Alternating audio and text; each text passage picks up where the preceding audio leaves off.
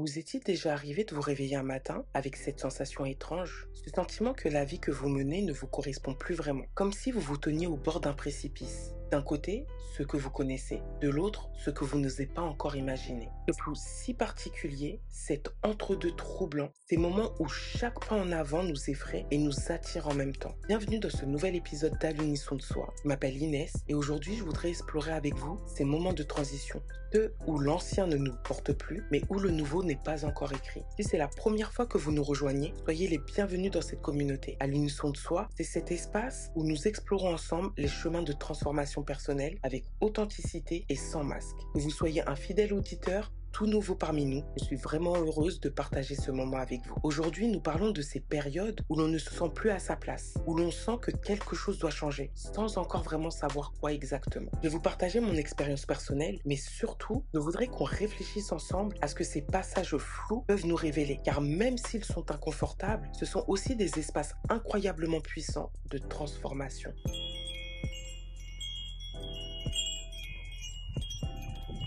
Il arrive un moment dans nos vies où ce qu'on faisait avant ne nous nourrit plus. On le sent dans notre corps, dans notre énergie, il y a quelque chose qui ne colle plus. Ça manque de sens. Et pourtant, on ne sait pas toujours ce qu'on veut à la place.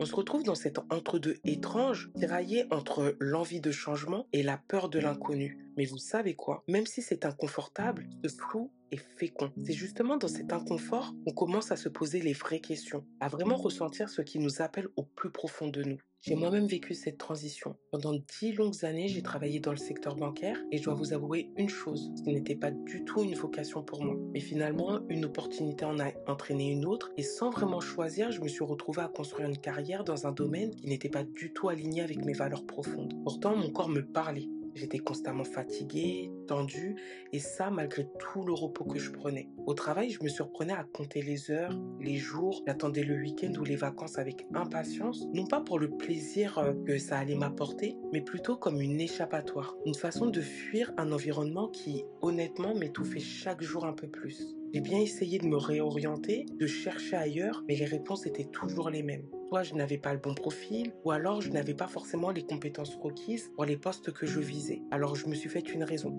Je suis restée. Par habitude, mais aussi par besoin de sécurité. Parce que c'était tout ce que je connaissais vraiment. Je me suis répété sans cesse que ça irait mieux avec le temps, mais rien n'a changé. En fait, c'est devenu de plus en plus difficile. Vous savez, le déclic n'est pas venu comme un grand éclair de lucidité. Il s'est formé tout doucement, presque en silence. Un témoignage qui m'a touché par-ci, un livre qui m'a ébranlé par-là, un rêve qui revenait. Des petits signes qui finalement, mis bout à bout, ont fini par tracer une direction claire devant moi. C'est là que j'ai compris que ce que je cherchais depuis tout ce temps, ce n'était pas tant la stabilité ou la sécurité, c'était plutôt ce sentiment profond d'être à la bonne place, d'être aligné avec qui je suis vraiment. Et j'ai réalisé également une autre chose, c'est que le timing parfait n'existe pas. Il y aura toujours une bonne raison de remettre à plus tard. Ce qu'il faut, c'est simplement oser se lancer, même avec la peur comme compagnon de route. Parce que ne pas essayer, au fond, c'est déjà abandonner une partie de soi. Mais cette prise de conscience ne fait pas disparaître tous les doutes.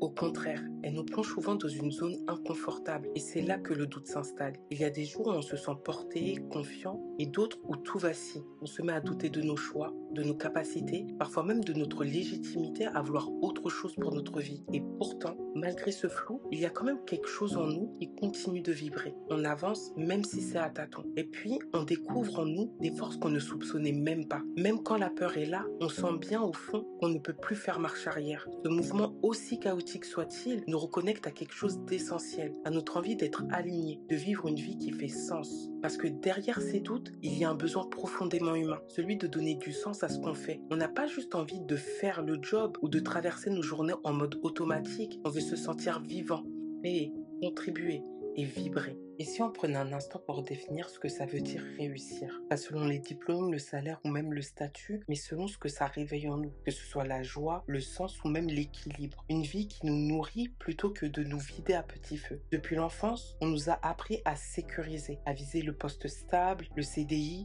ce qu'on appelle une bonne situation, mais rarement à nous demander ce qui nous fait vraiment vibrer, et encore moins à écouter ce qui nous anime là au plus profond de nous. Alors forcément, le flou fait peur. On ne nous a pas appris appris à avancer sans certitude. On nous a formés à rentrer dans le moule et à jamais en sortir. Cette quête de sens dont je vous parle depuis un moment, que ce soit au travers de cet épisode ou même dans les précédents, c'est quelque chose que je vis pleinement à l'heure actuelle. Et c'est une période qui n'est pas forcément évidente émotionnellement. C'est un petit peu les montagnes russes émotionnelles, pour vous parler franchement, parce que clairement, dans ce genre de transition, on quitte la sécurité de quelque chose qu'on connaissait. Quand bien même cette sécurité ne nous convenait plus, mais ça restait quand même quelque chose de connu. C'était quelque chose de rassurant. Et là, on se retrouve à limite repartir de zéro, devoir se reconstruire une situation. Pour vous parler honnêtement, c'est quelque chose qui fait plutôt peur. Malgré cette peur, cette expérience m'apprend quand même énormément sur moi, sur la vie, sur la résilience. On continue quand même d'avancer un pas après l'autre. Parce que vous savez quoi, ces moments de flou, c'est pas juste un moment inutile. C'est des vrais espaces de transformation. C'est là qu'on se rend compte qu'on apprend à vraiment se connaître. Et on a tous cette force en nous, ce truc qui nous fait rebondir, qu'on découvre souvent au moment précis où on se retrouve au bord du vide. Mon histoire, c'est juste un exemple parmi tant d'autres. Mais ce que j'ai compris profondément, c'est que le plus important, c'est pas d'aller vite, c'est d'être fidèle à ce qui nous appelle là,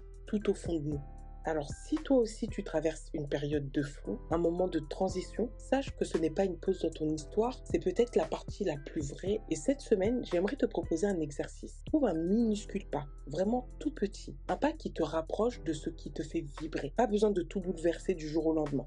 Un mouvement dans la bonne direction. Si tu as envie, viens me le partager. Envoie-moi un message, dis-moi ce que ça a réveillé en toi ou ce que tu es prête à faire là, tout de suite, maintenant. Parce que au bout du flou, il y a toujours une lumière. Et parfois, cette lumière, elle s'allume juste au moment où on ose faire ce tout premier pas. Donc, merci du fond du cœur d'avoir été là avec moi, à m'écouter. On se retrouve très vite dans un prochain épisode d'À l'unisson de soi. Et d'ici là, souviens-toi d'une chose. Les plus belles histoires commencent souvent par un « je ne sais pas encore exactement où je vais, mais je sens que c'est par là ».